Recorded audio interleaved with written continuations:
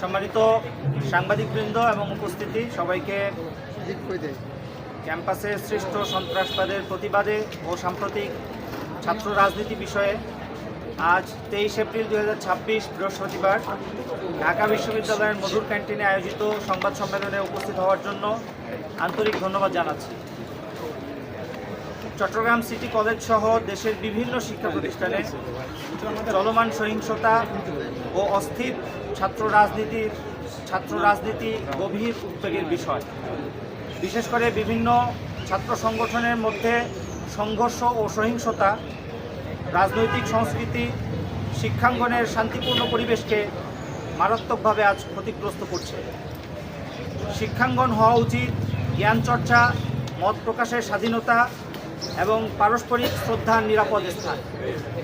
কিন্তু বিভিন্ন শিক্ষা প্রতিষ্ঠানে ছাত্র রাজনীতির মোড়কে পেশিশক্তির প্রদর্শনী ও সহিংসতার মাধ্যমে শিক্ষার্থীদের মধ্যে ভীতি সৃষ্টির ঘটনা দেখা যাচ্ছে, যা ছাত্র রাজনীতির মূল উদ্দেশ্যকে ব্যাহত করছে এবং শিক্ষার স্বাভাবিক এবং সুষ্ঠু পরিবেশ নষ্ট করছে। আমরা অতীতের অস্থিতিশীল রাজনৈতিক সংস্কৃতির পুনরাবৃত্তি চাই না। প্রতিটি ক্যাম্পাসে নিরাপদ ও সুষ্ঠু শিক্ষার পরিবেশ নিশ্চিত করা এখন সময়ের দাবি।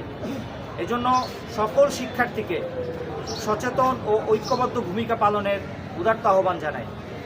আমরা স্পষ্টভাবে বলতে চাই, শিক্ষাঙ্গনে সন্ত্রাস ও সহিংসতার কোনো স্থান নেই। আমরা দেশের প্রতিটি ক্যাম্পাসকে নিরাপদ, শান্তিপূর্ণ ও সন্ত্রাসমুক্ত হিসাবে দেখতে চাই। সকলের সম্মিলিত প্রচেষ্টায় ইতিবাচক ও গঠনমূলক ছাত্র রাজনীতি প্রতিষ্ঠা সম্ভব, এই প্রত্যাশা ব্যক্ত করছি।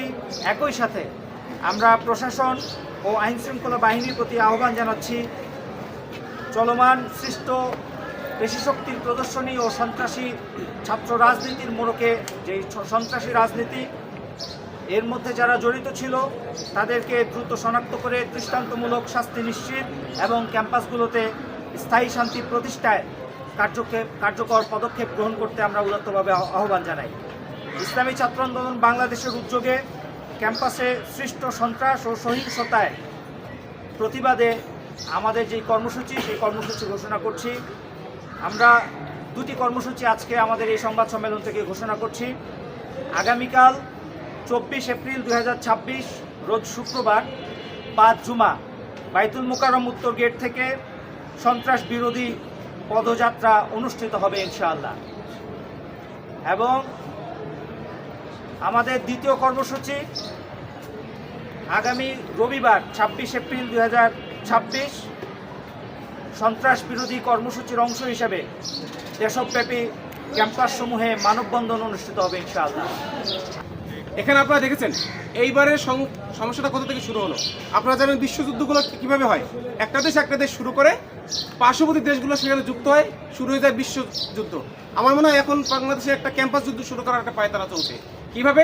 চট্টগ্রামে কি হলো, একদল সে কোথাও লিখলো গুপ্ত, আর এক দল সে সেটার বিরুদ্ধে মিছিল করতেছে। কেন ভাই আপনার মিছিল করা লাগবে কেন? গুপ্ত বললে আপনার গায়ে লাগে কেন? কেউ না হয় গুপ্ত বলছে, কিন্তু আপনি কি গুপ্ত? আপনার তো কমিটি প্রকাশ আছে, আপনাদেরকেও আমরা চিনি। তা আপনি নিজের গায়ে নিচ্ছেন কেন? নিচ্ছেন তার মানে হলো গুপ্ত বলে যাদেরকে অপরাধী হিসেবে সাব্যস্ত করা হয়, ওই অপরাধী হলেন আপনি। ফলে গুপ্ত বলার কারণে আপনার মনের মধ্যে মূলত কামড়াকামড়ি শুরু করে দিচ্ছে। সেজন্য আমরা বলি আপনি চাপেন কেন? গুপ্ত বলছে, যে বলছে তাই বলতে দেন, আপনার কাজ আপনি করেন। আপনি তো গুপ্ত না। আর আপনি যদি গুপ্ত হন তাহলে বলবো তাদের প্রতি যারা গুপ্ত বা যারা নিজেদেরকে গুপ্ত হিসাবে উপস্থাপন করার চেষ্টা করছে তাদেরকে বলবো আপনারা গুপ্ত থেকে মুক্ত হন।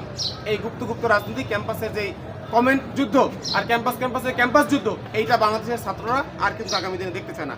এর পাশাপাশি দেখেন, একজন গুপ্ত বলছে তার বিরুদ্ধে মিছিল দিছে, তো অন্য একটা সংগঠন মিছিল দিছে, এক্ষেত্রে আবার ছাত্রদল তাদেরকে হামলা করার কি দরকার ছিল? ঠিক আছে, গুপ্ত বলছে, একজনের গায়ে লাগছে, সে ধরলাম সে গুপ্তই, সেজন্য তার গায়ে কষ্ট লাগছে, মনে কষ্ট লাগছে, তাহলে তার বিরুদ্ধে সে মিছিল করছে। তাহলে মিছিল করলে মিছিলে আপনার হামলা করার কি দরকার? আপনারা দেখেছেন একজনের পা কেটে ফেলছে। এই যে পরিস্থিতি, মূলত ক্যাম্পাসে যুদ্ধ শুরু গেছে, একদল। আগে দেখতাম ছাত্রলীগের সাথে অন্য দল, এবার ছাত্রদলের সাথে আবার ছাত্র শিবির। এখানে বাংলাদেশে অনেকগুলো ছাত্র সংগঠন আছে, আপনাদের মতো এত নৃশংস ক্যাম্পাস দখল নিয়ে এত পায়তারা কিন্তু আমরা দেখি না। আপনারা জানেন রমজানের মধ্যে জগন্নাথ বিশ্ববিদ্যালয়ে কিন্তু অলরেডি একটা দখলের পায়তারা নিয়ে কিন্তু সাংবাদিক সমিতি পর্যন্ত হামলা হয়েছে। এরকম ক্যাম্পাসের প্রত্যেকটা সমিতি, প্রত্যেকটা ক্লাব, প্রত্যেকটা হল এভাবে দখল করার চিন্তা থেকে আস্তে আস্তে কিন্তু এই ধরনের প্রতিযোগিতা শুরু হয়ে যায়। এখানে অবস্থাটা এমন, আমরা বলেছিলাম যে একটা আইডিওলজি বেসড লড়াই হবে ছাত্র সংগঠনগুলোর মধ্যে, কার আইডিওলজি ভালো, কে সব থেকে ভালো কাজ করতে হবে, তাদের মধ্যে প্রতিযোগিতা হবে। কিন্তু এখন হয়ে গেছে এমন যে কার গায়ে শক্তি বেশি, তুমি একটা মিছিল দিচ্ছ, আমি 2টা মিছিল দেবো, যার গায়ে শক্তি বেশি সে জিতে ক্যাম্পাসে ঠিক থাকবে।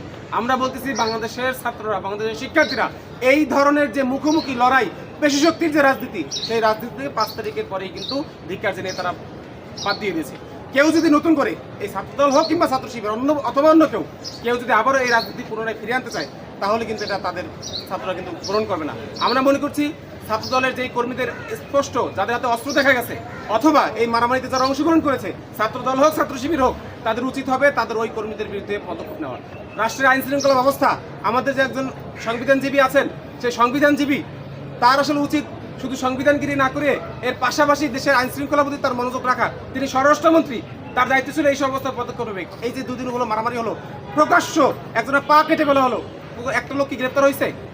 তাহলে কোথায় পুলিশ আর কোথায় কি? আপনার এই পুলিশ কি করে? আপনি সংসদে সবাইকে সংবিধান পড়ে বেড়াচ্ছেন, অথচ আপনার বিবেকের যে কাজ, যে আইন শৃঙ্খলা ঠিক রাখা, সেই আইন শৃঙ্খলা ঠিক রাখতে পারছেন না। অন্য মানুষ দূরের কথা, আপনার নিজের সংগঠনের ছেলেরাই আইন শৃঙ্খলা কিন্তু এখানে লঙ্ঘন করছে। আপনার সেই পদক্ষেপ কোথায়?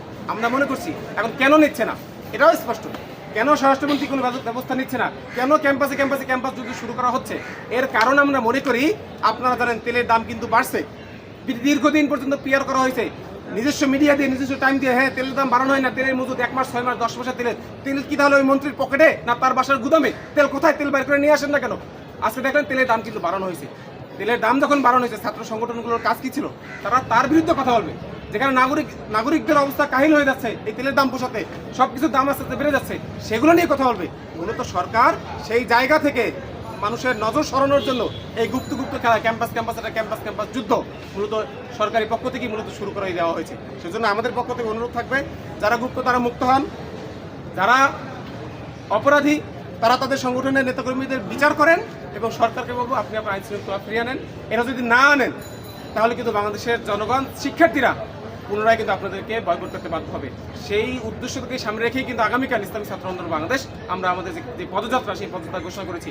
এরপরে যদি এই দুটি ছাত্র সংগঠন, বিশেষ করে ছাত্রদল ছাত্র শিবির, তারা যদি ঠিক না হয়, তারা যদি ক্যাম্পাসে পুনরায় পেশি শক্তির রাজনীতি ফিরিয়ে আনতে চায়, তাহলে ইসলামী ছাত্র আন্দোলন বাংলাদেশের আপামর শিক্ষার্থীদেরকে সাথে নিয়ে তাদের বিরুদ্ধে ঐক্যবদ্ধ লড়াই করতে বাধ্য হবে ইনশাআল্লাহ। ভাই, তেলের দাম বাড়ানো হয়েছে, গতকালকে বাস ভাড়া বাড়ানো হয়েছে, এইটা নিয়ে আপনাদের কোনো কর্মসূচি আছে কি?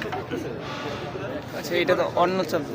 দেখেন, তেলের বিষয়টা, যে তেলের দাম বাড়ানো হয়েছে, তেলের দাম বাড়ানো নিয়ে আমরা কিন্তু কথা বলছি, মিডিয়াতে আমরা বিবৃতি দিচ্ছি এবং আমরা বিভিন্ন কর্মসূচি পালন করছি।